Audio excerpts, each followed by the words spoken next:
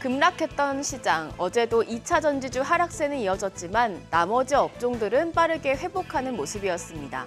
특히 삼성전자의 확정 실적이 발표된 이후에 반도체주를 중심으로 매수세가 유입이 됐는데요. 오늘의 키워드는 실적과 주가는 다르다입니다. 어제장 삼성전자와 SK하이닉스 반도체 투톱의 2분기 실적이 안 좋았음에도 불구하고 주가는 큰 폭으로 올랐고요. 반대로 배터리셀 대표주들은 호실적에도 주가는 빠졌습니다. 그 이유가 뭔지 전일장 복귀하면서 체크하겠습니다.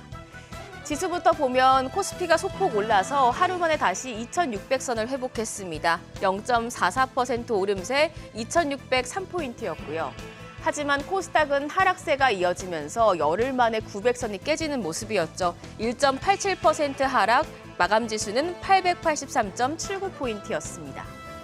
수급을 보면 유가증권 시장에서 6거래일 만에 외국인의 매수세가 들어왔습니다. 외국인이 798억 원, 여기에 기관이 4,355억 원 순매수를 했고요.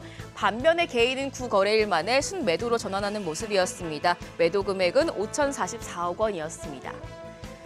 코스닥 시장에서는 외국인 자금 유입이 계속되고 있는 모습입니다. 외국인과 기관 동반 매수 우위였는데 외국인이 1,806억 원, 기관이 2,695억 원 순매수했고요. 개인은 4거래일 연속 매도 우위입니다. 매도 금액은 4,219억 원이었습니다. 환율은 올랐습니다. 서울 외환시장에서 달러 대비 원화 환율은 전날보다 3원 20전 오른 1,277원 70전에 거래를 마쳤습니다. 미국의 기준금리 인상으로 한미 금리 차가 최대 2%포인트에 달하게 됐지만 국제 달러 약세가 반영된 영향이었습니다. 다음으로 시가총액 상위 종목 마감 상황입니다. 삼성전자가 2.72% 오르며 7만 전자를 회복했고 SK하이닉스가 9.73% 급등을 했습니다. 장중에 52주 신고가 경신했는데요. 종가는 12만 4천 원이었습니다. 삼성 바이오로직스 어닝 서프라이즈에 10% 가까이 급등을 했습니다. 8.8% 오르면서 약 2년 만에 가장 큰 폭으로 오른 수치인데요. 종가는 79만 1천 원이었습니다. 반면에 LG에너지솔루션이 6.9%, LG화학이 9.62% 하락했고요. 포스코홀딩스가 5.71% 약세, 포스코퓨처엠이 13.21% 급락해 포스코퓨처엠 종가 48만 6천 원까지 내려왔습니다. 코스닥 시장에서도 2차 전지주 급락은 계속됐습니다. 에코프로비엠과 에코프로, 포스코DX가 두 자릿수의 하락률을 기록했는데요. 특히 에코프로 19.79% 폭락하면서 100만 원대 주가가 9일 천하로 막을 내렸습니다. 종가는 98만 5천 원이었고요. 에코프로비엠이 17.25% 하락해 37만 6,500원, LNF가 9.13% 하락해 23만 9천 원의 장을 마쳤고 포스코DX가 19.86% 하락했습니다. 종가는 2만 8,450원이었습니다.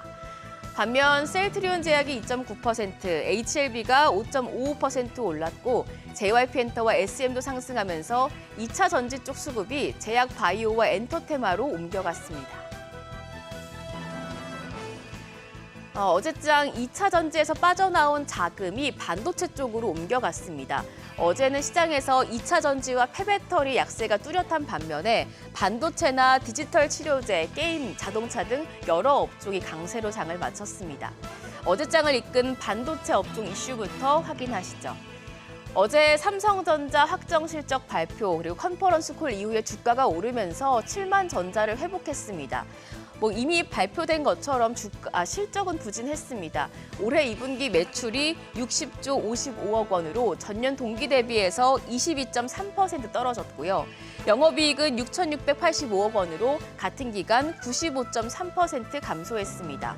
중요한 건 이제 반도체 DS 부문 실적이었는데 삼성전자는 글로벌 경기 침체에 따른 반도체 업황 악화로 이 DS 부문에서만 4조 3,600억 원의 적자를 냈습니다.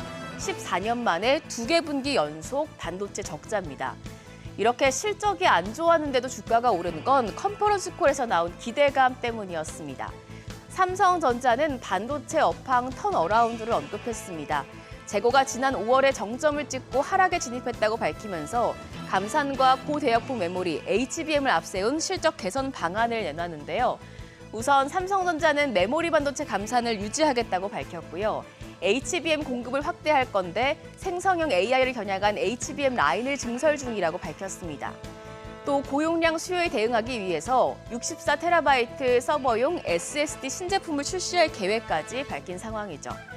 고부가 제품은 증산하고 메모리 재고는 축소한다는 삼성전자 방침에 주가가 바로 반응하는 모습이었습니다. 삼성전자가 어제 종가 71,700원에 장을 마쳤습니다. 관련해서 이제 낸드와 SSD 관련주도 모두 올랐습니다. 우선 낸드 관련주 보시면 PSK홀딩스가 21.6% 급등하며 33,500원에 장을 마쳤고요. 제우스가 14.7% 올라 종가 55,000원. 그밖에 유진테크와 SK하이닉스가 9%대, 테스도 8.58% 올랐습니다. 다음으로 SSD 관련주입니다. SSD 관련주에서도 네오셈이 11.2% 급등하면서 종가 5,060원이었고요. 그밖에 하나마이크론이 10.25% 올라 21,400원, 심텍이 6.3% 올라 37,000원, SFA 반도체가 5%, KX하이텍도 5%대 강세로 장을 마쳤습니다.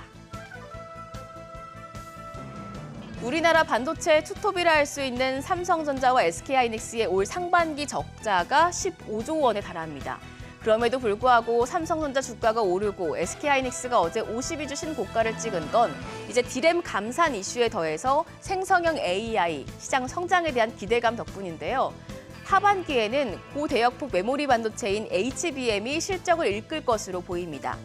HBM의 경우에 앞으로 5년간 연평균 30% 이상 성장할 전망인데 현재 삼성전자와 SK하이닉스의 이 주도권 다툼도 치열한 상황입니다.